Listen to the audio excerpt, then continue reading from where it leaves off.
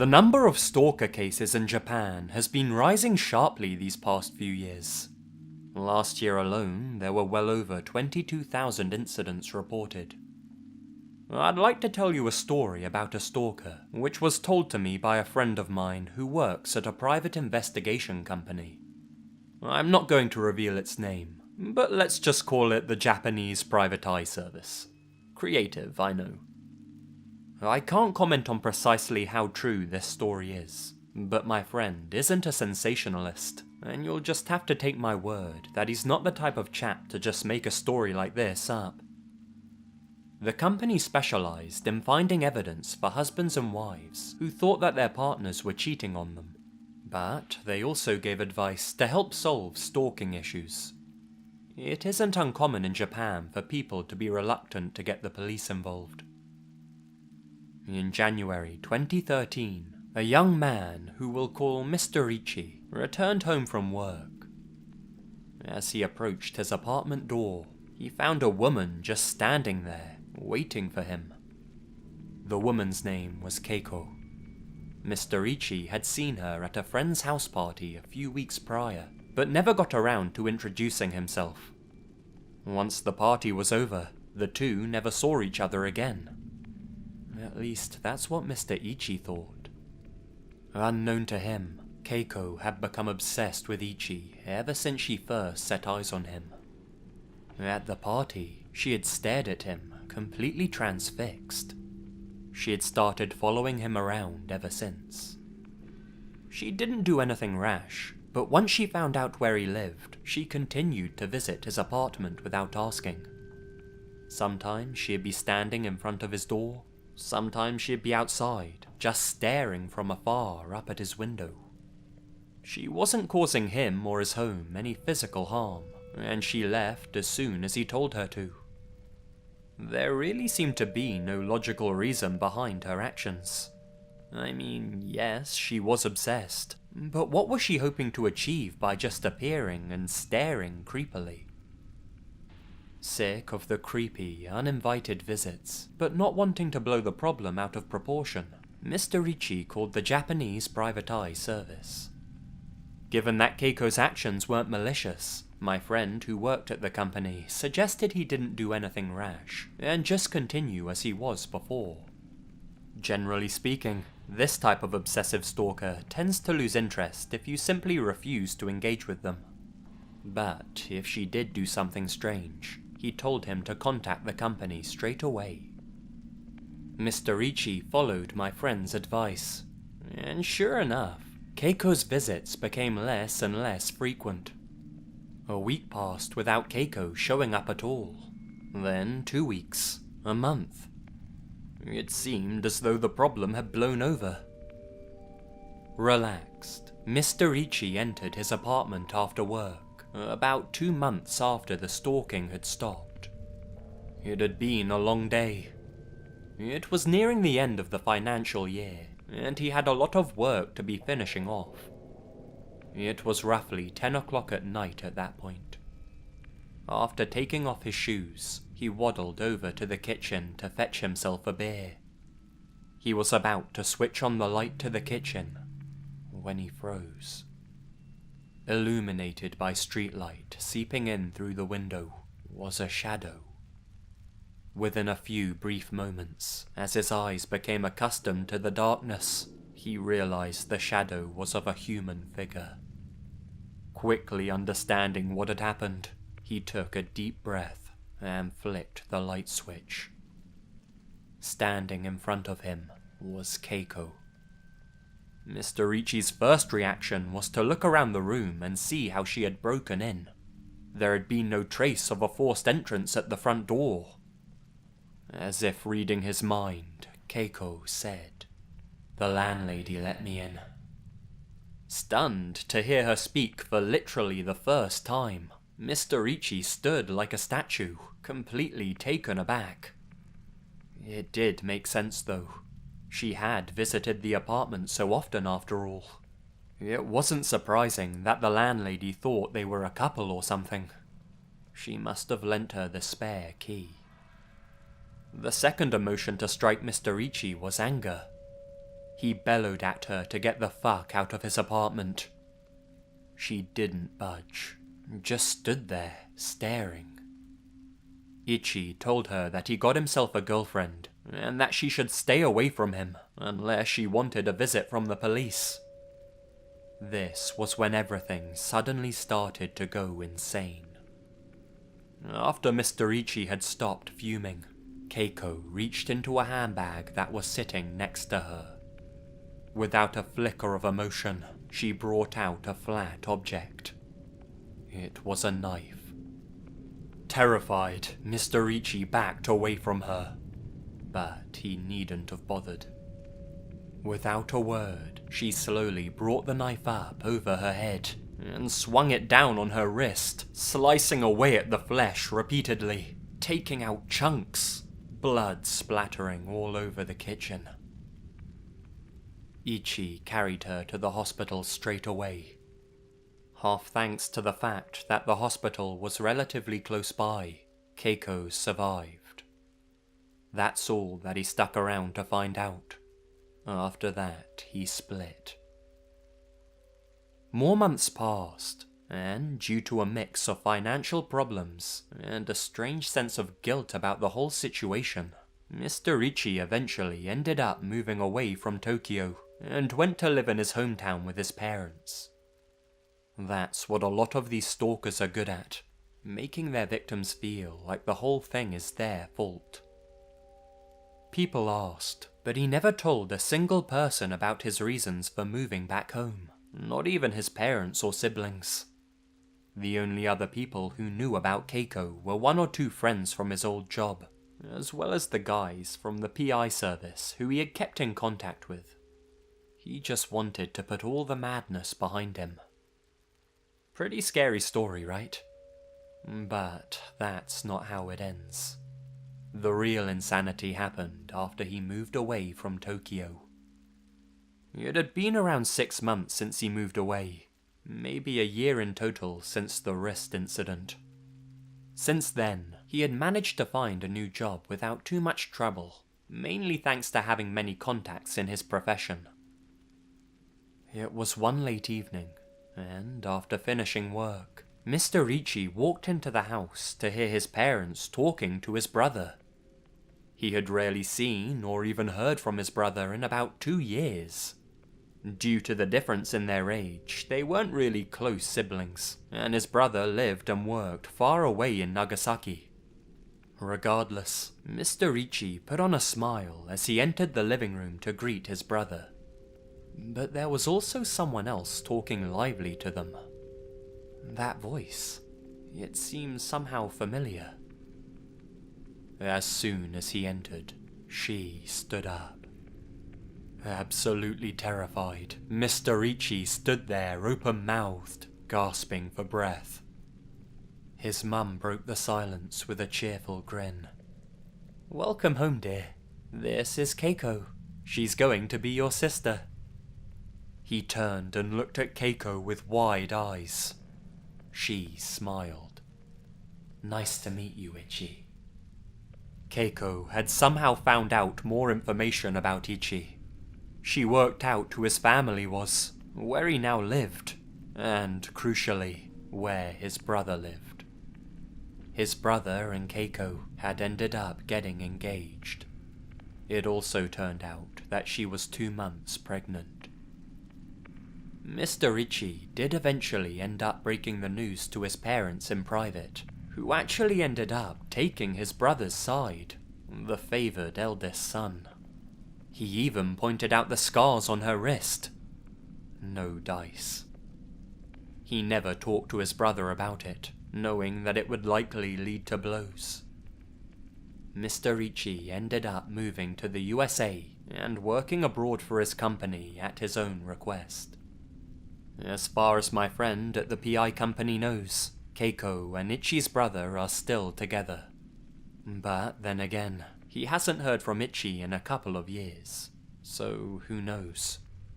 What kind of love drives a person to those sort of extremes? I still wonder if this is truly what Keiko had wished for.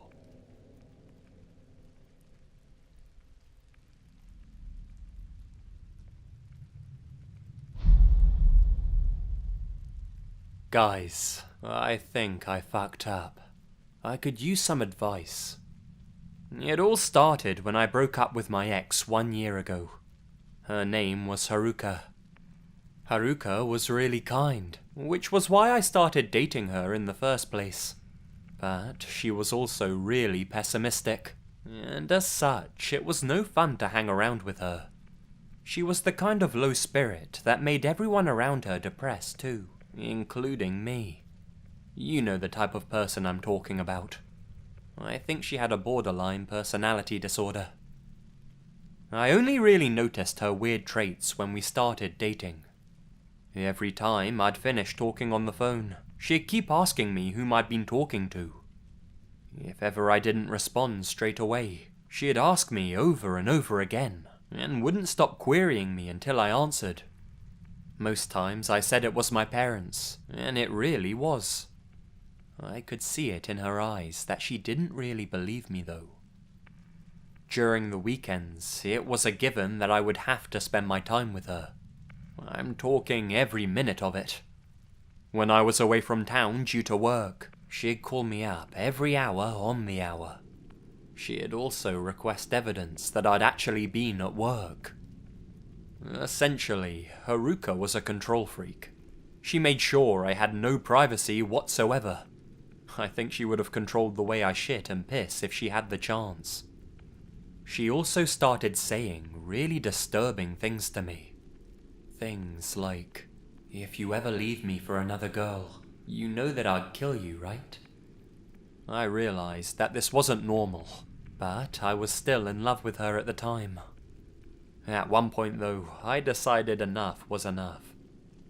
I went to see her parents without telling her to try and sort out her problem, but before I could even discuss it with them, they started saying things like, "Our daughter's been really depressed over the past few years. She's been in such a bad place ever since she was dumped by her last boyfriend. I'm glad she managed to find a good young man like you. She's in a much better place now. I hadn't even seen her laughing until these past few months. Thank you so much." Her mother was seriously in tears before I could bring it up. It was surreal. I ended up saying everything was fine, and left with a newfound enthusiasm to make it work with her. But it didn't last. Her need for control got worse as the days passed by. Towards the end, any conversation with other girls became completely forbidden. When I mentioned I was arranging a work get-together with some female colleagues, she deleted their phone numbers off my phone. Even casual greetings with neighbors was disallowed if they were a female. At restaurants, if the person bringing out the menus was a waitress, Haruka would be the one to order. She wouldn't even let me look in the girl's direction. I couldn't do this anymore. It didn't matter if she had come from a bad place or not. This just wasn't how human beings were meant to live. I think I would have gone mad if I stayed with her any longer. I went to Haruka's apartment early one weekend. Maybe you'll think I'm a freak when I say this, but I actually scripted out how I was going to break the news to her. I made sure the breakup would be as kind as possible. I sighed a breath of relief when I finished talking. I looked up to see her staring at the floor. I couldn't see the expression on her face at all. Not wanting to make her cry, I turned to leave with an, "I'm really sorry." But as I got up, she suddenly reared her head upwards and with a massive shriek shouted, "How dare you?" Her face had contorted into a devilish sneer. It wasn't sadness in her eyes at all. It was fury. She looked at me as though she was looking at a cockroach, her contempt for me as clear as day. Before I had a chance to even open my mouth, she grabbed hold of my shirt and threw me to the ground with an almost otherworldly strength. She then ran off into the kitchen, shrieking all the way. Terrified and lost for words, I bolted out of the door, leaving my shoes behind, all the while hearing her shout things like, "You don't deserve to live, you disgusting degenerate. I'm going to cut your fucking throat." And the ever-reliable, "If I can't have you, no one can." I realized that the situation was dire. She had entered the kitchen to fetch herself a weapon. She most likely just wanted to threaten me, but of course I couldn't be sure. Biting my lips in the hallway, I waited for the elevator doors to open. But as they were about to, with a soft groan, I saw Haruka burst out from her room just 10 meters away. Her door opened with such speed and force, it was almost as if she had broken right through the damn thing without opening it. The intensity in her eyes, she was like a woman possessed. As soon as I saw that, I knew that she didn't simply want to threaten me with the knife in her hand. She really did want to slit my throat. Crying out in shock, I left the elevator and stumbled for the stairs to my left. Her apartment was on the 5th floor, but I had no choice. She would have killed me if I waited there for the elevator to open. I know that much for certain. I ran down the stairs as fast as I could, but somehow her voice behind me seemed to be getting louder and louder. Screams of, "I'll kill you," mixed in with unintelligible shouting. I got to the ground floor and was about to bolt for my car when I stopped. I looked behind me and back at my car. In a split-second decision, I instead hid behind the shadow of the stairs and waited for her. A decision that to this day I believe saved my life. Instinctively, I realized that by the time I got to my car, opened the door and turned on the ignition, I would have been pounced on. She had been catching up with me, and I could tell by the volume of her screams that she was only 1 floor away. So, terrified, I waited. I heard the screams and thumping of feet getting louder and louder. I bided my time and wished with all my heart that this plan would work. I then jolted my leg forward in front of the stairs. I felt my leg connect with her shin with a painful crack. With a yell of surprise, she tripped, or more accurately, flew into the air in front of her. She crashed face first into the ground with a resounding thud, which seemed to echo around the foyer. My God, I didn't think she'd fall into the trap that well. She must have really lost her mind. So much so that she wasn't paying much attention to her surroundings. I quickly shuffled to the safety of my car and peered at her cautiously. She was still on the ground. Maybe I should call an ambulance, I thought to myself. I could see her moving, however, and I distinctly saw other doors opening as the neighbours peered out to see what the commotion was. No doubt that if she told them what happened, they'd now take her side. Honestly, I didn't want to have anything to do with her at that stage. I just wanted her out of my life as soon as possible. I know it was a dick move, but I left her there. I drove to the entrance and floored it.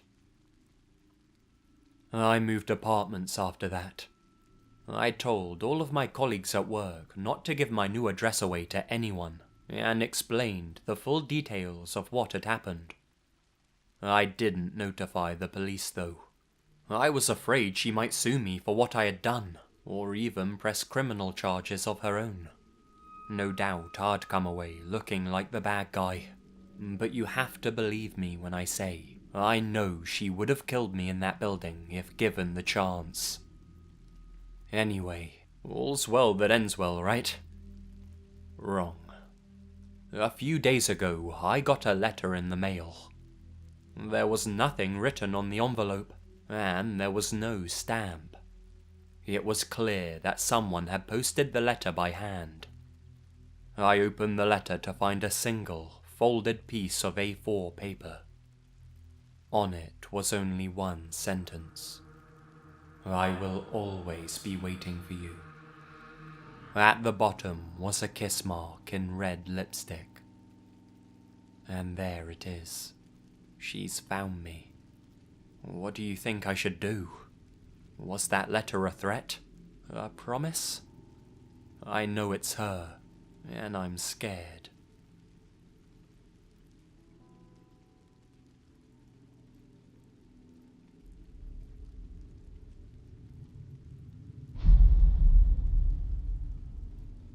This is a story given to me by a friend of mine. He's a psychiatrist in Tokyo, and has helped, or at least tried to help, a lot of truly disturbed people. We were at a school reunion when he told me about a case he was working on. His subject was a woman who had recently been charged with assault. She was locked up, and it was my friend's job to analyze her mental condition. I think he only told me because we're really close friends, and because he was very, very drunk. I won't be revealing any names or anything, confidentiality and whatnot. But he didn't technically say to me that I shouldn't tell the story to anyone either. Maybe it's because it's rather unbelievable. Honestly, I didn't really believe it either, but I asked him about it again when he was sober, and he confirmed that everything he said was true. Now, I've known this guy for 30 years, and he's never lied to me before, even when we've both been intoxicated out of our minds. But I asked for some written proof, which he actually provided me. This story comes from a written account that the woman made. She was either unable or unwilling to talk at the time, so had to write down her side of the story. It's highly unethical, but regardless, I've transcribed as much as I could, as best as I could, here.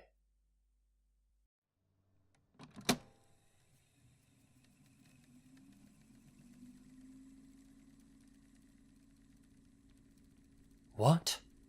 In that instant, I was stunned. I couldn't understand what he was saying. Break up? What did he mean, break up? I'd devoted the last few years of my life entirely to him. But why? I asked him. You're too heavy. Heavy? What do you mean by heavy? That I'm fat? I asked him. No, you're not fat. I mean, you're emotionally heavy. You're a mental burden. A mental burden. Everything I did with my time was for him. My cooking, my money, all of it was for him. How could that be a mental burden on him? I don't know how to say it. You're so clingy, so overprotective. You don't let me do anything myself. Sometimes I think you'd wipe my ass for me if I asked you to. What's wrong with that, Doctor? So many people would dream to have someone like that in their lives. A second mother. Someone who will always look out for them and provide them their every need. It was all for him. Everything was for him. I'm sorry, darling, I cried. I'll do whatever it is you want me to do. Please! All right then. Get out of my sight. What? Then get out of my sight, as fast as possible. I was astounded. Is that what he wanted? I'd do anything to grant his wish, but then I wouldn't be able to see him ever again. No, that can't happen. I don't want that to happen, I thought to myself. I couldn't bear it anymore, and ran out of his room, crying. I sat outside in the park, swinging aimlessly on the swing set. I'm not very smart, but I racked my brain as hard as I could to work out how I could avoid the breakup. The best thing to do would be respect his wishes, but that would mean I'd have to leave him. That just couldn't happen. So, after some deep thinking, I came up with an idea.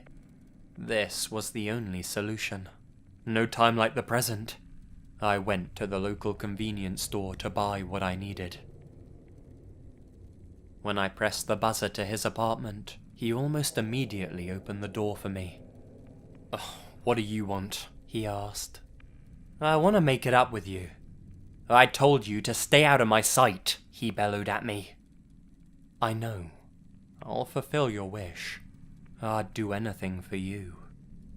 And with that, I quickly drew the screwdriver out of my pocket and plunged it into his right eye. At that point, he was rolling on the floor with agony. The poor little thing. I didn't want him to suffer for too long. It was easier the second time. He was on the floor after all. I perched on top of him and brought down the screwdriver again.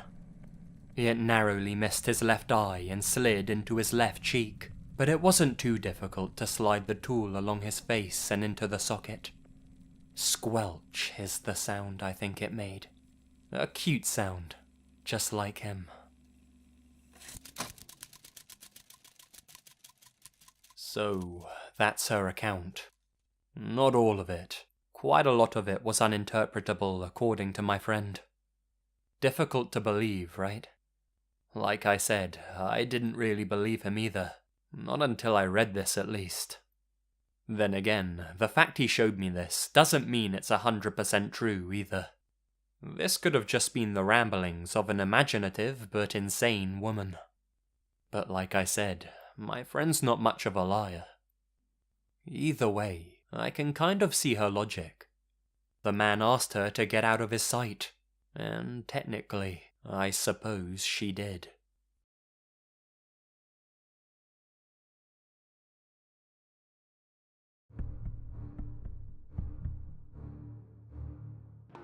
Hi guys, Lazy here, and thank you very much for listening.